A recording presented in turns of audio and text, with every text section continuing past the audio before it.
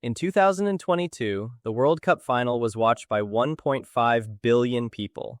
That is 1 in every 5 humans on Earth. Yet the average YouTube Shorts creator covering that event earned less than $0.50 per thousand views. In 2026, that number could reach $5.00 or more. Not because football is more popular, but because the economics of attention have changed. This is not a video about football. This is a video about platform arbitrage, understanding where YouTube's ad dollars flow, and positioning yourself in front of that wave before it crashes. Part 1. If you are a creator thinking about making content around the 2026 World Cup, you have a window of approximately 6 weeks to capture an audience that YouTube itself is actively subsidizing. In March 2026, YouTube signed an official partnership with FIFA, becoming a preferred platform for World Cup content. That means 2 things.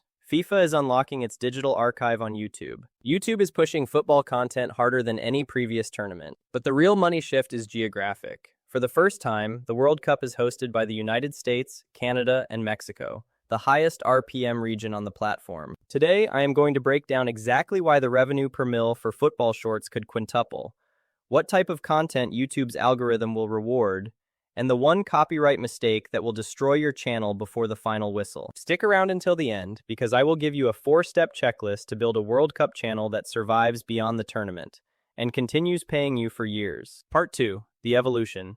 How YouTube monetization changed. To understand the 2026 opportunity, we have to look at how YouTube's relationship with sports content has evolved. In 2018, most World Cup content was stolen clips, shaky phone recordings, and low-effort compilations. YouTube's Content ID system was reactive. It took down videos after they went viral. Creators made money until they were caught. By 2022, the platform introduced stricter reuse policies. Repetitious content rules targeted channels that simply re-uploaded highlights. RPMs for football content stayed low because advertisers associated the niche with copyright risk. 2026 is different. FIFA is not just tolerating YouTube, they are partnering with it. That means official footage, licensed archives, and a curated group of creators getting special access. When the rights holder itself is feeding the platform, the risk profile of football content drops.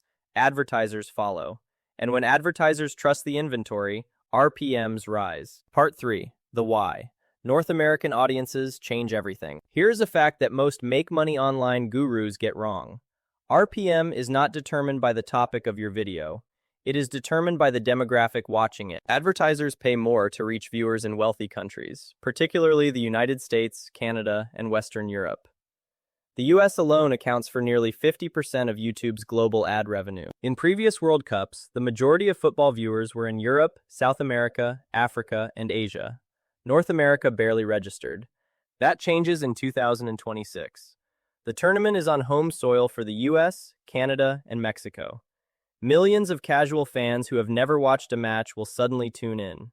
They will search for explanations, highlights, drama, and national pride content. And because these viewers are North American, the ads served alongside your content will be from high-value brands: automotive, insurance, tech, financial services. Based on data from channels that pivoted to football during the 2024 Copa America, hosted in the US, Shorts RPMs spiked to $3.20 for English-language content targeting US viewers. For the World Cup, with 10 times the attention and official FIFA backing, I project $4.50 to $7.00 RPM for well-optimized shorts, and potentially $12 to $20 RPM for longer-form content, 8+ minutes, with mid-roll ads. Compare that to the $0.50 RPM most football creators earned in 2022.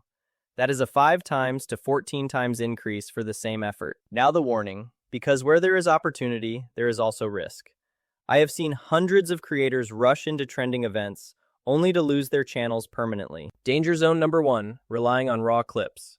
FIFA's Content ID system is aggressive. If you upload a 15-second clip of a goal without significant transformation, commentary, critique, educational overlay, you will receive a copyright claim or a strike. 3 strikes, channel gone. Danger zone number 2, low-effort AI slop. The 2026 inauthentic content policy I covered in my previous video applies here. If you generate a script with ChatGPT, use a generic text-to-speech voice, and slap stock footage over it, YouTube's detectors will flag your channel. You may not be demonetized immediately, but your RPM will be capped at $0.20. Danger zone number 3, ignoring the post-World Cup drop. Many creators go all in during the tournament, then stop uploading the day after the final. YouTube's algorithm penalizes channels that show sudden inactivity.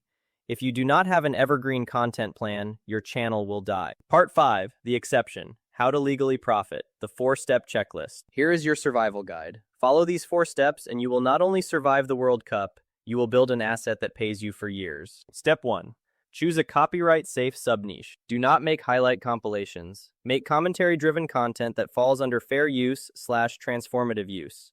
Approved sub-niches. Player stories, tactical analysis, football history, explainer videos for new fans, and predictions and reactions. Each of these allows you to use short, transformative clips, under 5 seconds, with voiceover and on-screen text. That is your legal shield. Step 2. Build your idea machine today. Most creators waste hours searching for ideas.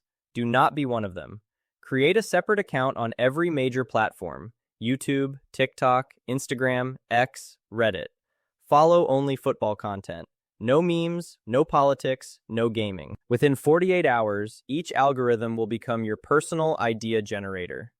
You will see what is going viral on other platforms before it reaches YouTube. You will catch news first. You will know which players are trending. This single habit separates the channels that explode from the ones that stay dead. Step 3. Use AI correctly. Human in the loop. AI is not the enemy. Lazy AI is the enemy. Do this. Clone your own voice. Generate cinematic visuals. Use ChatGPT to outline your script.